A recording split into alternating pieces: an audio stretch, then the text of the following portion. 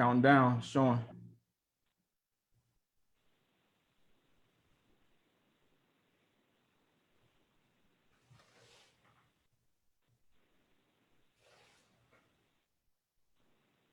There we go. And I encourage you guys to share this on your Facebook if you can get to it from our conversation. Please share it so that your friends and colleagues and people get that opportunity to see it also. It won't run any interference if I pull it up on my phone. No, it won't. No, you just got to make sure your phone muted so that. Yeah. Okay. Okay. I see it. Start in a couple of seconds. Let me get to the Housing Authority Facebook. Confirm everything is good. I don't know why my computer going so slow this morning, guys. Yeah, we're live. We're live.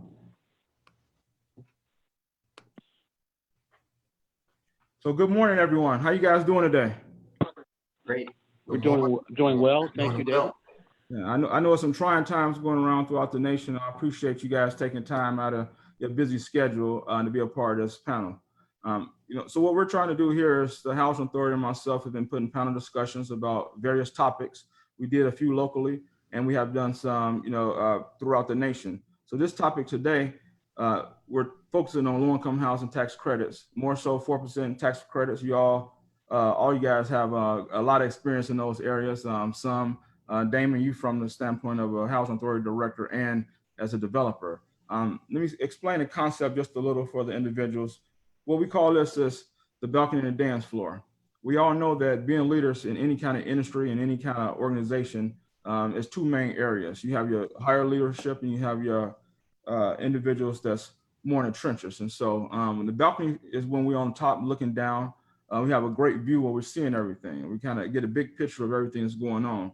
But as leaders at times, and you guys well know this, we have to go down to the dance floor where we get to smell the smells that's in the grass, and we get to touch people and kind of really see what they're doing and look at the moves. You can see their feet moving on the dance floor in a sense. And so we utilize that concept in terms of management where you got to have that big over top approach on the balcony, but also you got to get in the trenches where the rubber meets the road.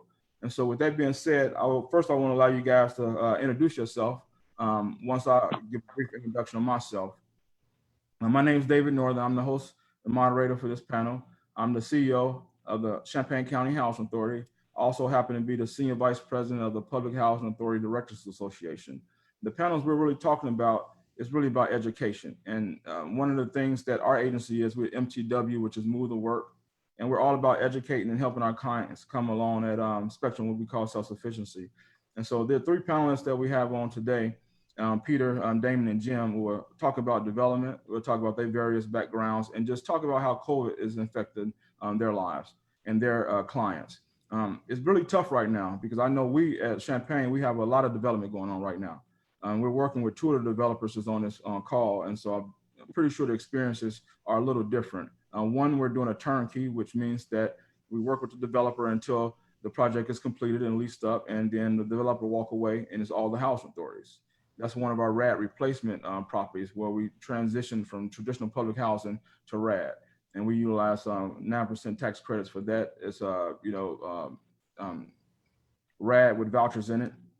And then with Jim, we're working on a development that's a family site. And our long-term plan for that site, which is interesting, is to have home ownership. And so with that being said, I'll allow the first panelist, Jim. He's on a call. Could you please give us a brief introduction and your experience and just, talk a little bit about yourself? Thank you, David. So again, by way of introduction, my name is Jim Roberts. I'm a African-American. I developed in the affordable housing arena for the last 30 years. I principally work in collaboration with nonprofits and housing authorities in introducing, transformational housing in traditional urban neighborhoods that have been severely disinvested in the prior 20 to 30 years. I've also been fortunate enough to work with some rural county housing developers who are also challenged with the same economics that we're seeing in our urban centers. And we are starting to address housing on a single family scattered site basis. I would like to say that the most important thing that we do collectively is try to add value to the housing stock by virtue of assisting our local partners in executing their vision plans. And to that extent, it takes patience and perseverance to be successful at our business. The planning that goes into consensus building at the stakeholders level to taking that vision plan and then turn it into a development narrative that is financeable, that create long-term affordability is kind of what we do collectively, speaking in general regarding what Damon and Peter and I do. But again, our value add is assisting our sponsors, in achieving their vision plans. And the key to that success has always been, for me, exuding patience and perseverance as we work through our process. Thank you, David. No problem. Thanks for that, Jim. And as I said before, I'm working currently with Jim now on one project, and we have some goals in mind to work on some other projects. Next, Peter, can you give us a brief introduction? Peter and the Housing Authority, Peter's company and myself, along with the Housing Authority, we're working on a project now, the Haven. It's a senior project. So I'm very excited about that's coming to fruition very soon, so we can lease it up completely. So go ahead with that. Thank you, David. And thank you for inviting me also. It's been a pleasure working with the Housing Authority of Champaign County. We started working with the Housing Authority in 2002, and we've done several redevelopment projects with the Housing Authority. And those have all been a different kind, whereas David described that we're doing turnkey at the Haven, where we lined up the financing and we're doing the construction and turning over the property management of the Housing Authority. All of our earlier projects were all developments where we were the developer owner. So I'm really glad we've been able to transition to this type of development. Brinshore development has been around since 1994, and a lot of what Jim said he does, we do as well. So I won't repeat all of that other than to say that we've done about 6,000 units of tax credit financed housing. We're in 20 states right now. We're working with over 20 housing authorities. We've done about 70 tax credit finance projects. My personal passion that I've been working on is the repositioning of public housing for the last several years. And we've been using every tool available that HUD has made available to us to figure out how to take public housing and put it out of harm's way. In the case of the Haven, we're using a transfer of assistance under RAD, but we've also recently closed a RAD-SAC blend deal in Bloomington, Indiana, and a Section 18 demo dispo with 9% credits deal in Quincy, Illinois, and we've just submitted another one in Indiana and Gary to redevelop a senior high-rise called Al Thomas with 4% credit. So we're using every tool that's available, tenant protection vouchers and PBVs and RAD-SAC blend, to try to figure out a way to move housing authorities into the 21st century and turn them from really government agencies into real estate development companies. And we're very proud of the work we're doing with Champaign County. I have some concepts about how COVID-19 are affecting our business, but maybe I'll leave it here and then we'll come back and have David ask further questions. Yeah, let's let Damon introduce himself. He comes from a different point of view, and he's my fraternity brother and one of my mentors. So I look up to him for quite a number of years. He does a great job, and I'm just excited to have him on board and continually learn from him. So take it away, sir. Good morning. Thanks for having me, David. Always good to see Peter, Jim, respected colleagues in the industry. Again, my name is Damon Duncan. I'm currently the CEO at the Montgomery Housing Authority in Montgomery, Alabama. Most recently, I was the CEO at the Richmond Redevelopment and Housing Authority. And prior to that, I was in Illinois, right down the street from David, in Elgin, Illinois, for about 7 years. In Elgin, we've done a number of RAD transactions, 9%, 4%. We utilize the historic tax credit tools, a number of other tools in the toolbox that Peter mentioned. I won't be redundant in that. But our view is somewhat, I like to consider a unique view as a consultant, a development partner.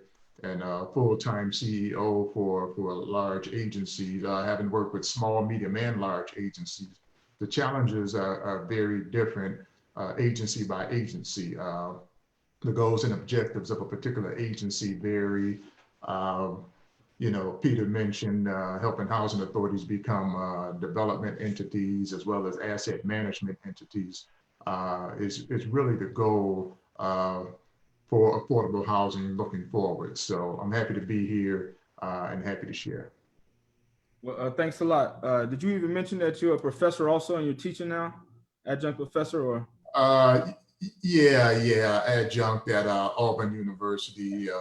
We'll be working in the Masters of Community Planning program. One of the reasons for my migration even further south was to be in close proximity to Auburn, where I'm currently the president of the Masters in Real Estate Development Alumni Association, soon to be giving up that mantle, but will still be heavily involved. So, yeah. Well, I've been remiss if I didn't mention that because that's a program that I'm currently looking at applying for. Damon took the lead in that, and he's been doing great and learned so much. And hopefully, if the Lord willing, I get accepted and be a part of that great program and can learn even more from you. But as we get started for this panel, I just want to say thank you guys. Everybody's here is a friend of mine and a colleague, along with a mentor. I've learned from all of you guys as I continually try to grow.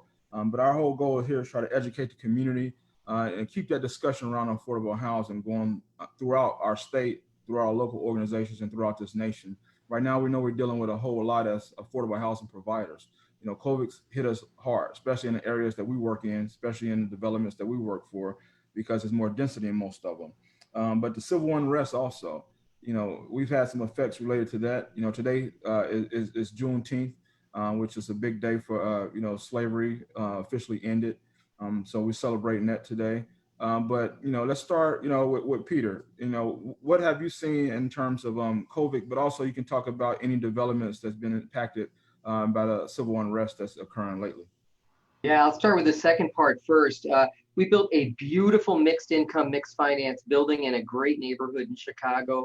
The building's called Clybourne 1200. It's part of the footprint of the old Cabrini Green neighborhood, which sits in the Gold Coast. We built an 84-unit mixed income building with 17,000 square foot of retail on the ground floor, including a daycare with slots for the public housing residents, a bank branch for Chase, an Italian high-end motorcycle apparel store, and a mattress store.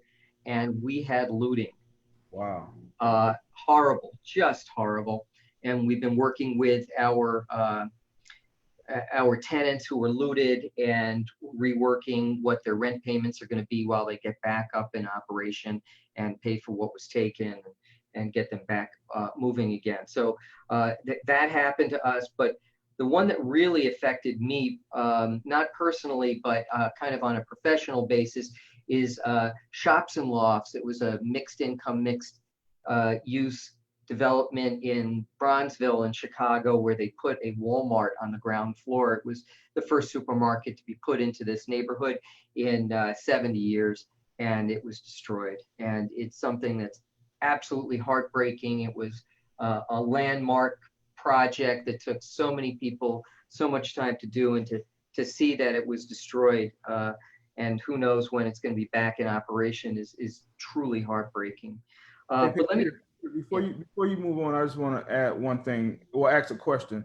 When you talked about looting and you talked about it being mixed use properties, which is great now that we can utilize mixed use opportunities, in terms of the help, one, bring more businesses into some of the communities that we're really developing, but two, help with the cost of the whole project overall. Was the looting focused on the stores, or was it also in some of the individual units? No, it was only in the stores. Okay. Yeah. Okay. So especially this Italian motorcycle apparel store where they sell leather jackets for $2,000 a piece, they all went very quickly. So it's been really challenging. We want to bring new things to these communities and make them viable. And I think that, that the aftermath of this is going to make it much more difficult to do this kind of mixed use development than it had been before, which it wasn't easy.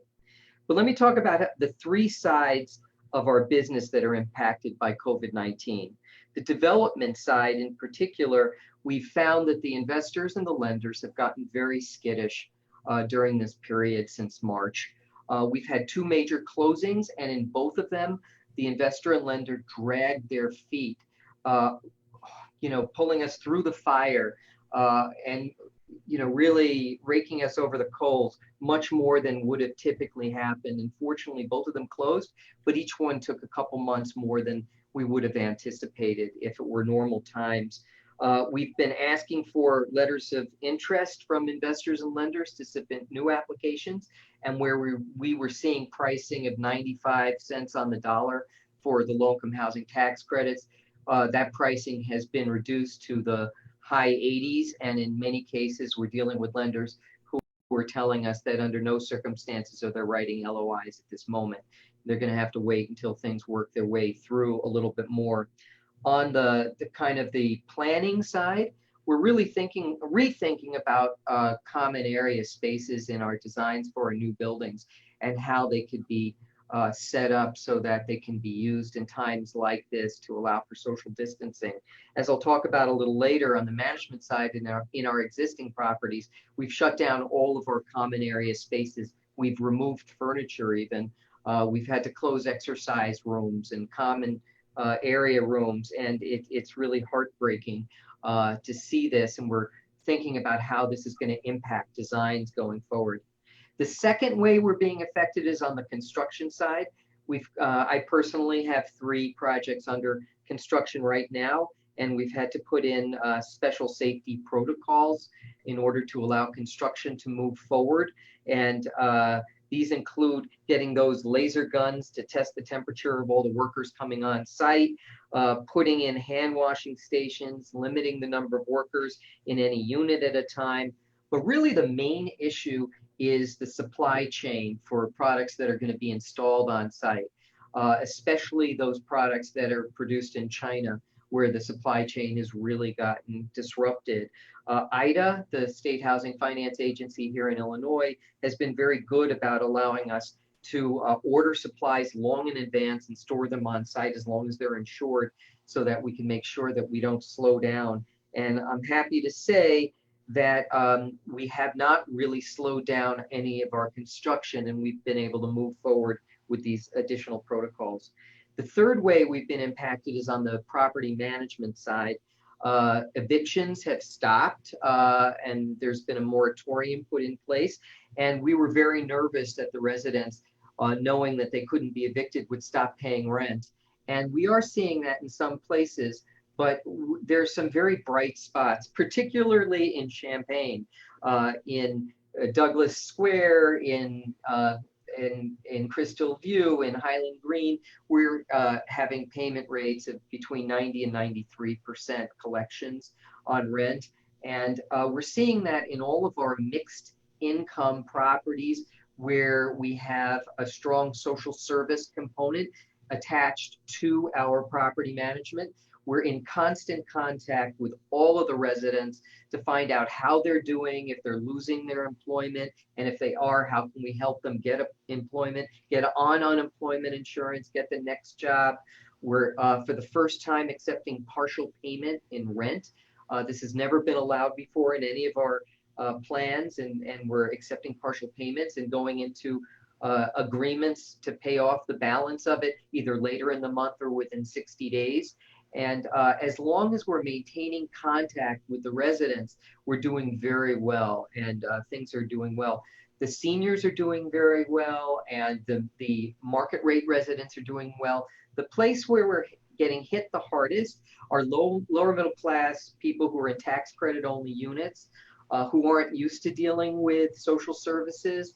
They're losing their jobs, and if we can get contact with them, we can work out arrangements. But where we haven't, especially in certain places in Chicago in particular, we're seeing only a 50% collection rate, and that's where we're going to have a lot of problems. We're using our operating reserves in order to meet the the debt service payment requirements right now, and this can last for another 3 months, maybe up to 6 months. But if this were to go on much longer than that, there are a lot of affordable housing projects that we'll find are in big trouble with, and we'll have to ask for some help from the banks to try to push off some of those payments.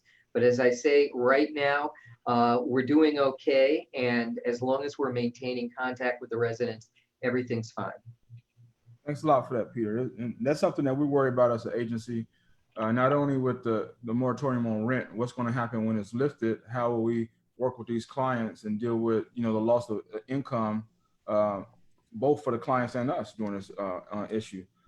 Next, let's go to Jim. Jim, Peter talked about a couple of things, and both you guys have projects that we're working on in Champaign County, and we're both going through a lease up. Now, Peter may not be as concerned at lease up because as a developer, once it get leased up, he's out of there. We have to maintain it. So, Jim, and the development that we're working on is a family development. So, can you also give me your experience and concerns related to COVID, maybe the civil unrest, and how has both of them impacted our lease up?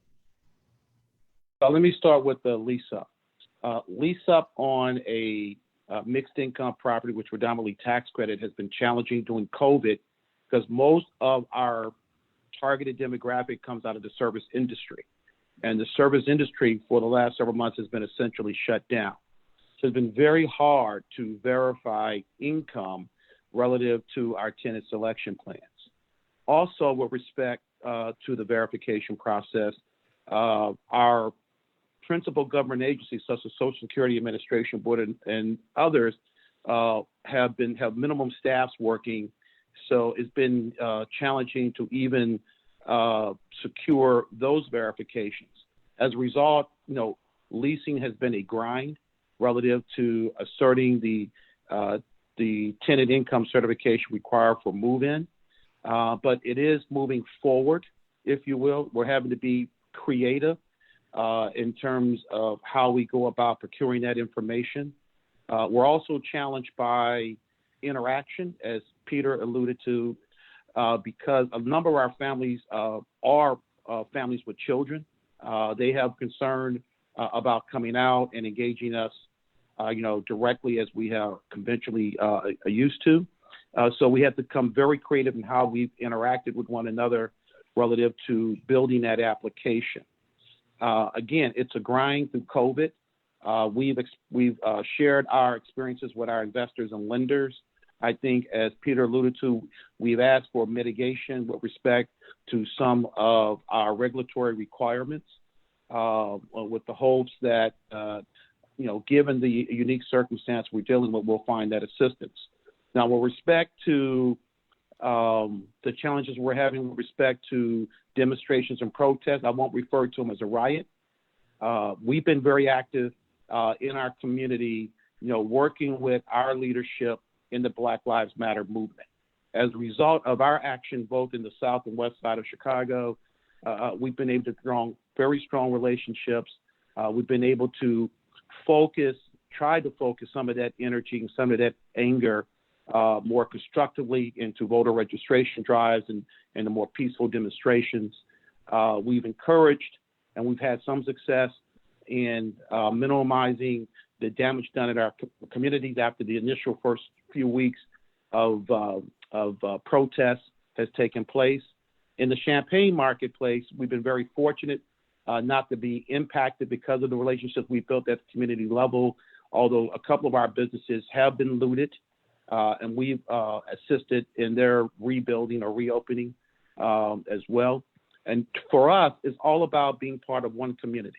We're building a village within the Black communities of Champaign and Chicago. So we've learned over the 30 years to work collectively as one and addressing our issue with housing being one component that can make a difference in impacting positive social behavior. So with that as our philosophical approach, we've been very fortunate, to have the community, show respect with, if you will, to the assets that we are developing in our communities. On the construction side, as Peter said, we're challenged, through the day-to-day interaction, and we're using similar protocols in terms of testing, for temperatures, providing hand sanitizers. When there are small groups working closely together, we're asking the subcontractors to be mindful of anyone showing symptoms and to defer their workload until they can evidence good health. That has impacted some of the early trades, particularly those involved in masonry and infrastructure construction, because they're more actively engaged with one another in the field. But our overall construction schedules have not suffered relative to our representation to our banks. On the other side of our business, like I referred to, we talked about property management and leasing, and we talked a little bit about construction. But on the development side, I think I found interesting is that our syndicators have expressed a great deal of interest in wanting to mitigate any potential adjusters which is associated with a slow lease up. Our concern has been on the bank side, the lending side, where there's a little more hesitation, to be forgiving at this point. The lip service has been great. The forgiveness has been slow. And we have been trying to address that in terms of extension of loan agreements, in terms of mitigating of interest costs, as our lease ups are extending out. That's an ongoing discussion that we're having with our lenders. But from the syndicator side, I found them to be very engaging in terms of trying to help with those adjusters. I think, as Peter pointed out, going forward, letters of interest are slow to come by. Everybody are forecasting downward with respect to their pay-ins. I think, as Peter mentioned, the high 80s, I agree. We're between 85 and 88 cents across our marketplace. That is creating some gap in our budget. We're having to become more creative on our design build side to close those gaps. Understanding that some of the traditional soft dollar programs that we traditionally would turn to are not available to us. So it is an interesting case study and it does require a great deal of creativity and connectivity with our local partners in order to figure this out.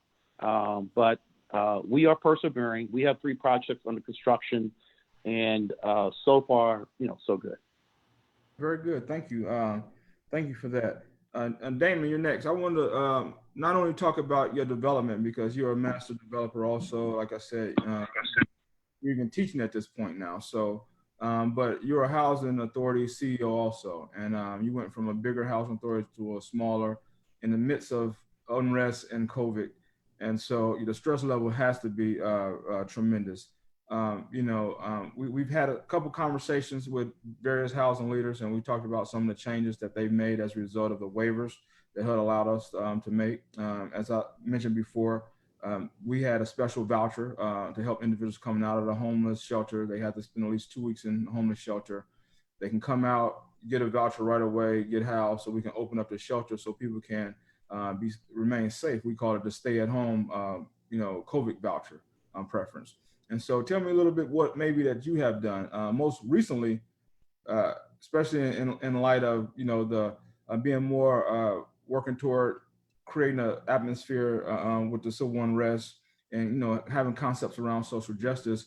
We eliminated discretionary background screening for our housing authority and encouraged our partners to do so. And I know as developers, you guys sometimes are under the gun with the investors and other rules with low-income housing tax credits that may interfere with some of those goals. And I tried to explain that to my board members and community. So could you hit on that? I know it's a lot, but could you hit on that also, how that may affect about changing background screening policies and things like that? You touched on quite a bit. Let me start with this has been an unusual transition. I went from one confederacy to another, going from Richmond to Montgomery. And although they have similarities in that respect, there are some stark differences in the way that the Black Lives Matter movement is progressing. As many of you know, Richmond is a home of what they call Monument Avenue, where there are several several statues along Monument Avenue. Many of them have come down now. The largest one is the center of a lot of controversy in that town. And although I'm not up there with them, my hearts and prayers are with those folks. And I want the folks to continue to try to be as safe as possible while demonstrating their rights against police violence. The mayor up there is doing a phenomenal job, in my opinion. African-American mayor, young guy, Mr. LeVar Stoney. And also in Montgomery, has the first African-American mayor ever, in Mayor Stephen Reed. Also an Omega brother I had opportunity to meet with on a couple of occasions thus far. And there have been very peaceful protests down in Montgomery, surprisingly. I mean, you just never know what's going to set things off. So things have been peaceful thus far. On the housing authority side in Richmond, because my experience in Richmond is, was just a couple of months ago, we had started an eviction moratorium some months back before it gained popularity with the COVID-19 crisis. And actually, I'm sorry to cut you off, but I got ours from you. When I saw yours, I said, we got to start working on this. And it was, with the urgence of, the legal aid advocates and a number of other local advocates, we were adamant about collecting rent because, David, you know that we rely on the resident portion to assist with the operating subsidy that we receive to operate the unit. So you got to be able to collect rents in order to provide maintenance, in order to have property management, in order to cut the grass, in order to do a number of things, you have to collect the rents. So when we were in Richmond, we were aggressive about collecting rents. That sent off alarms in Richmond, and then long story short, we went about the business of a eviction moratorium, and that actually carried over. I extended it, and then COVID met. So now they're in keeping with the HUD deadline in that regard. So it was some very, very challenging times. I'm hopeful that a number of the policies you mentioned, some of the waivers and things that were submitted. The Richmond team did submit a list of waivers, both on the LIPH side and the Section 8 side, that would, relax inspections and, just a number of things. Too many to name in this short of time. I'm watching the clock. I'm trying to be respectful because Peter took up all the time. But I apologize. I wanted to talk about not only about the waivers, but I wanted to bring to the panel's attention that as a program manager with the Waukegan, Illinois Housing Authority, we closed a deal right at the beginning of the COVID-19 crisis. And we were a little afraid because we were unable to secure a rate lock, and all developers understand what that means. And so we had to push closing down the road about 2 weeks, but we did close mid-March. A 4% bond deal, $45 million rehab of Barwell Homes for Mr. Charles Chambers over there. So we're working on that. And on the construction side, on that particular project, we are using the similar precautions that Peter and Jim indicated. That's going along relatively smooth, but we're watching it very close. This particular project has a number of residents that have to be relocated. So there's an additional level of precaution and safety measures that you have to undertake as a general contractor, making sure that your guys are interacting with families, make sure your moving companies are compliant with the wearing the mask and using hand sanitizer and maintaining personal distances, which is very, very difficult to manage. But there have not been a significant number of cases around that particular project. And I know testing is an issue as well. So we're pushing for additional testing, but thus far construction is on time. We do anticipate, and we're watching very close, that we might need some extensions of time, hopefully not money. We don't have to tap into contingency as much, but we were successful in that. And lastly, I want to leave with you, David. You had one of the items that you wanted to talk about was changes in policy and changes in law. And many of you know, many of our listeners know that the CARES Act, the Corona Aid Relief Economic Securities Act, was passed, of which I think roughly $2 trillion. And among that, those that impact us, you know, you got about $5 billion for community development block grant, you got about $4 billion in homeless assistance grants, tenant-based rental assistance that largely impacts us, about $1.25 billion, project-based rental assistance, PBRA, $1 billion, the Housing Authority operating costs about $685 million, and about $50 million for Section 202 elderly new construction activities. So these are dollars that are really going to help us. And I think there's an additional pot for Section 811. Peter, you might remember it, 811, persons with disabilities and that sort of thing. I believe there's about 10 to 12 million in that bucket as well. I might be forgetting one or two, but these are significant dollars that will help developers and housing authorities, municipalities to move forward and provide housing assistance. Last point I'd like to make is prior to leaving Richmond, there was a study done by a group in Richmond on the shortage of affordable housing in that particular region. And there was a shortage of approximately 29,000 units in January. This report came out in January. And we don't have any numbers to say, and this was pre-COVID. We know COVID was in China and making its way over here, but these statistics didn't contemplate the COVID crisis. So we now have a crisis where not only was there a 30,000 unit shortage, but those individuals that did not rely or even think about affordable housing in January now find themselves in a position where they require some level of affordability, if not on a short term, many of them on a long-term basis. So I think a lot of these resources that I just mentioned that have been made available under the CARES Act, we're trying to be creative in implementing some of those funds. We don't want a lot of red tape associated with it. We want to get the money into the programs, to the projects, get them out to the streets so that they can serve the people and the economy can feel the relief associated with those funds. Because if they trickle out too slow, then people don't really feel it. There's a lot of red tape, a lot of admin costs, and it doesn't really have its intended use to help service the individuals and families that are largely affected by the COVID-19. Thanks a lot for that. I want to just make sure the listeners know, and you guys know that we will be posting a thank you later on with your contact information and your websites of your various companies, so that people that's listening can get in touch with you. Because you guys three are my friends, but I can tell you that these are amazing developers and they know their stuff, as you can tell.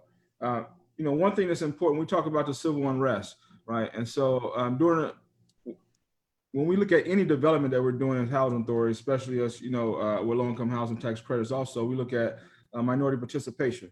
Both projects that I've worked on with Jim and with Peter, we've had some great numbers. In terms of the systemic issues that's going on when we talk about race, realigning, loans and things like that. How do you guys see that's playing a role as we come out of this, not only COVID crisis, but we come out of the civil unrest? And I can maybe Jim, you want to go and take a crack at that? Yeah, well, it's real important that if we're going to create long-term sustainable communities, the community's got to have a vested interest in this, in our activities, whether that's through employment as subcontractors or as laborers as part of the general contractors pool, or part of the management team we're going to build on site. The challenges we always have in the Black community is that we have lacked an understanding of how to properly represent ourselves as prospective subcontractors, and as an example. So one thing we've done over the years is we've helped to write for our minority subcontractors, their response to bids. We show them how to write a professional bid response, how to provide the requisite documents, so that when the general contractor is considering subcontractors for the project, they can represent themselves in the best possible light. All too often, I hear from Black subcontractors, they hear lip service from our municipal government and from our major developers, but they've never given an opportunity. In part is because their inability to properly represent their experience and to provide the proper documentation with respect to insurance and other evidentiary documents that would give the contractor confidence in bringing them into the development of the construction program. Also, as developers, we have to be mindful that when we're working in Black communities, we have to create an opportunity for those small trades to participate by evidencing a willingness to break open our large trades, such as our painting contracts or our prime carpenters contracts, allow smaller groups to participate, particularly Black and brown groups, where these may be two men in a truck who are very good at their execution, but they don't have the administrative skill or the scope to manage the entire project. So what we've learned over time is how to break open our larger primary subcontracts to allow our local minority subcontractors to participate based on their capacity. With that said, it takes a lot of work pre-planning to engage the community, to educate the community, to assist them in presenting themselves in the best possible light to the general contractor. In the project in Champaign, where Dave and I are involved, we started this process a year before construction started, in order to make sure that we provided ample opportunity for those who can demonstrate capacity, to participate in the construction of our project. With that said, we had 47% participation through the subcontractors, through our minority, our women, and our veteran-owned businesses. But it took a considerable amount of effort to identify them across not only Champaign, but Central Illinois, in order to bring them into the development that we have ongoing in the Champaign market. So I would say, we have to be creative. We have to be committed and understand that when we develop in the community, we cannot simply be passers-by through our 1 or 2 year engagement. We have to set up an infrastructure that will allow that community to take ownership, and that begins with reasonable participation through construction as small trades. Thanks for that. And we kind of utilize some of the same skills to work with you, Peter. So I don't want to have you go through the same type of protocol. Damon, you got anything additional related to that? I just wanted to add that, Jim touched on all of the hot points, and not to be redundant, but, administratively, I found that a lot of our minorities, the guys, they can get out there, they can do the work. When they actually get on the site and deliver, they can deliver on time. But I found the challenge to be more of an administrative challenge, record keeping, and not just at the front end, at the at the bid process, but throughout and all the way to completion. So one of the things that we're doing in Montgomery, we've reached out to the local workforce development agency. It was actually a division of Alabama State, a HBCU that's right there in town in Montgomery, and we're going to be meeting with them. And we have several projects in the pipeline. Yvette Hester, the previous CEO, did an awesome job in doing some mixed finance projects. So the community already has an appetite for doing mixed finance deals. But where they fell short is, lead time, preparing the minorities for the work to come, helping them to understand the scale and the scope and the magnitude of the opportunity that's coming. Because when we get these deals cranked up, they're on a tight timeline, and we got to get them done. We got to get credits delivered. We got to get units leased up and all of that. And when the project starts, that's not the time to work with the minorities in terms of their administrative, their paperwork, and making sure their insurances are tight. And that is not the time.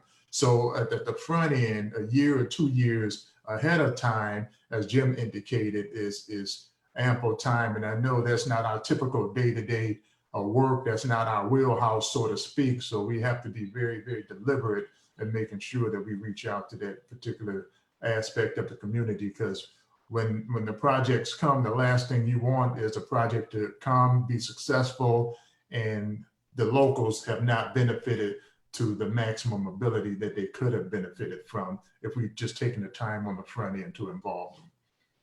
And that's great, because we still find that regardless of how much we prepare and get ready, it's still a challenge. And so me as a CEO of a housing authority, and we're doing a lot of development, and I don't even look at us as a public housing authority no more. I look at us as an affordable housing developer, along with being a property manager, and that's who we are now, right? And we bring those wraparound services in, and that's what we do. Like, we have, like I said, $100+ million, almost 8 projects going on, or either under construction, getting ready to close, or started already.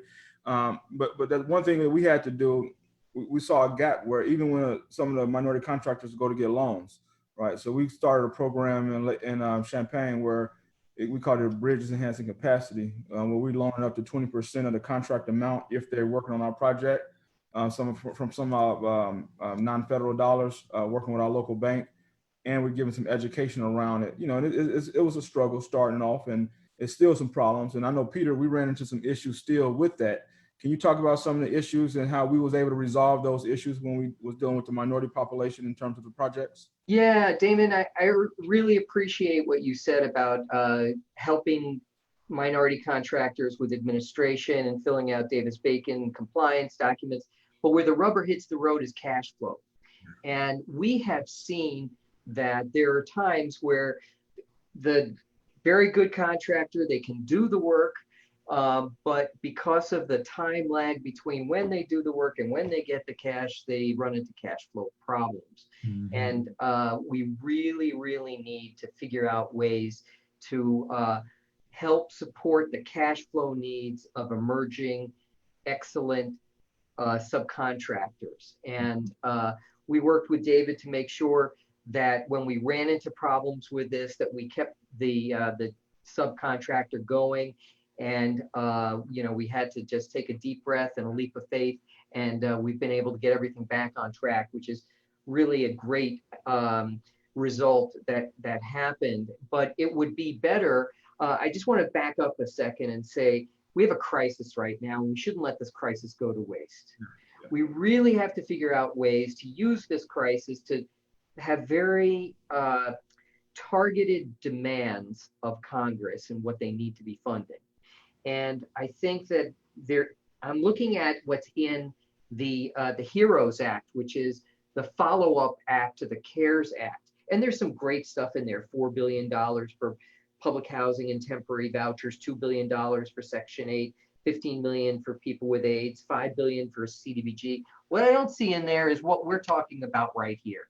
Where is there in this act something that will help minority contractors succeed?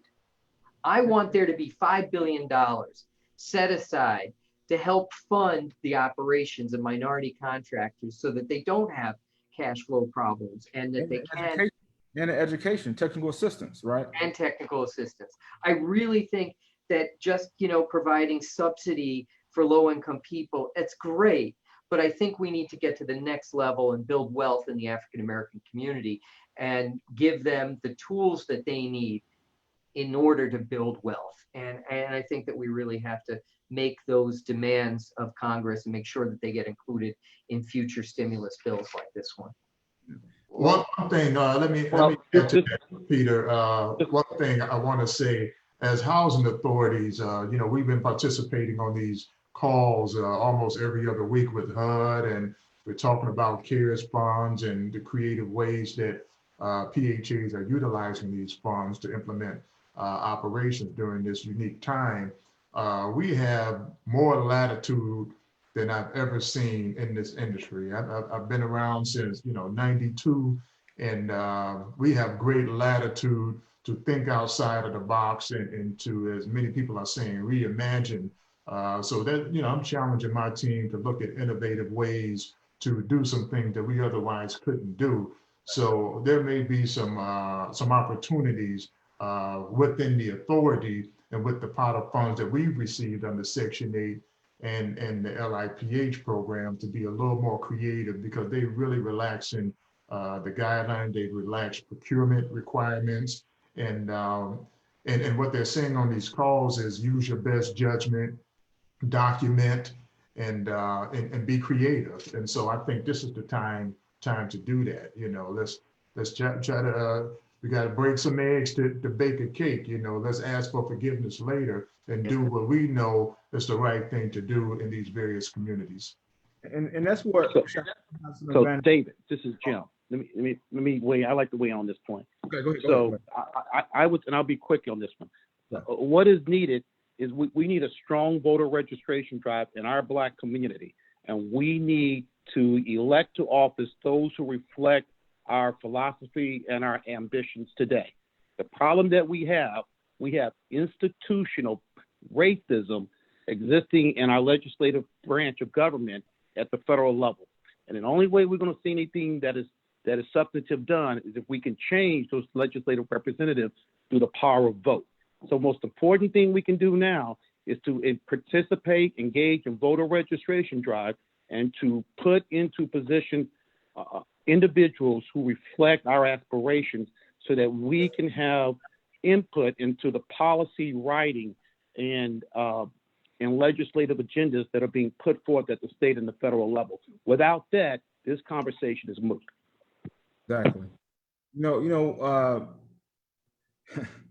You're so right about that. We applied as an agency and we got a youth bill. So we talked about changing lives. We talked about local flexibility and creating programs that work with our communities, because no community is the same, but how the government usually looks at it is that it's a top-down approach. You do this in California, you do the same thing over in, in Florida.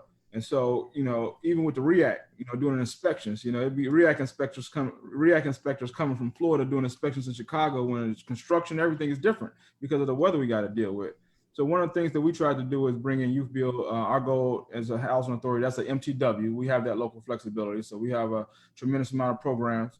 I mentioned earlier about criminal backgrounds. We have 3 reentry programs plus a youth bill. And those all type of, when we talk about reentry, individuals coming out of being incarcerated, whether it's prisons and jails, helping them get housed and become stable.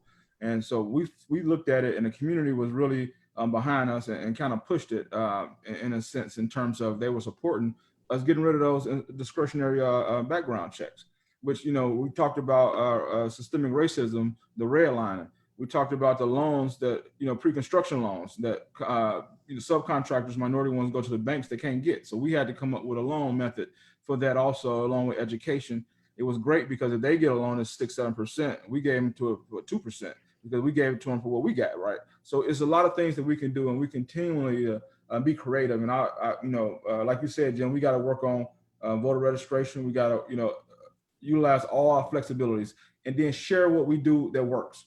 Because, like I said, as soon as I saw Damon with his rent moratorium, it was during the wintertime, and I thought about ours. It is different in the Chicago area. When it's cold, you don't want to put people outside, so you want to try to work with them. And then COVID hit, so we went from the cold to COVID back to back, and it was kind of tough. So as we get ready to end, I want to give each one of you guys, the last minute and a half or two apiece to mention something about the criminal backgrounds and how it may affect you or what you think you can do, but also your last closing words. And, before we end this conversation. So we can start, Damon, you start, you went last, so you start first. I had, in closing, if I could, I'm just going to take 1 minute. I had listed 6 major things, and I'm not going to go into any depth, 6 major things that owners, syndicators, and developers should be thinking about during this particular COVID-19 environment. And the first thing, I believe Peter mentioned it, and that's look at your reserves. Look at how your reserves are funded in the event that rental payments are reduced. This is a potential source of funds. Look at your loan covenants in your document. Be careful to read those documents to understand the obligations that you have. Understand the minimum debt service coverage ratios, your net worth, liquidity, and all those requirements, the loan to value ratio. Be clear about what that is. Look at your insurance. Your businesses may be impacted. Peter mentioned, the protesters doing some damage at some of the mixed use developments. There's a section in your contracts called the force majeure acts, unforeseen circumstances, or acts of God. Look at that clause and see if there's something that you can tap into. And finally, there are some IRC deadlines. We talk about satisfying the 10% test, place and service deadlines. Many times there are waivers that we can get, and we can extend these deadlines. We really need to look at the qualifications associated with the deadlines, and really petition to be able to extend it in order to save our projects. So those are, just 5 or 6 quick points that I definitely wanted to leave the viewers with, in terms of tangible things that you can look at within your own projects to help offset some of the losses that you're experiencing. Thanks for that. Jim, you want to go next, please? Sure. One thing you should be mindful of is, in your partnership agreement, make sure that with the completion of construction, you have an equity component that will contribute to and or pay off the construction loan independent of any stabilization tests. In traditional LPA agreements, stabilization test has been tied to the capital contribution paid at construction completion. In COVID world, because of the extended leasing period, you're going to have an extended interest expense exposure as you're trying to meet those stabilization tests. If you can negotiate those stabilization tests out of that contribution so they can be made clean relative to only the completion of construction and its representative documents, you will save yourself a lot of grief, and you will be able to sleep at night. Thanks, David. I want to answer your question, David, about criminal background checks. And I'm going to make a statement against interest. Brincher was sued by a very upstanding citizen who in the past had served his time for an armed robbery, and then applied to live in our development. And because of the rules that the state made us put in our tenant selection plan, was excluded from applying to live in one of our facilities. And we met him. We felt so bad. He had completely turned his life around, and anybody would have been proud to lease to this gentleman. And we really took a very hard look at all of our policies around criminal background check, and we've reduced it down to 5 years. And we even have a safety valve where you can come in and make your case to our property managers and show what you've been doing since you've gotten out. And and now it's a much more give and take process where we're very open to hearing what people's stories are and treating them as individuals, which is what should have happened from the very beginning anyway. And it's a huge problem. We can't address the issue of mass incarceration if we don't address the issue of what happens when people get out and whether they can get jobs and get housing. This is really critical.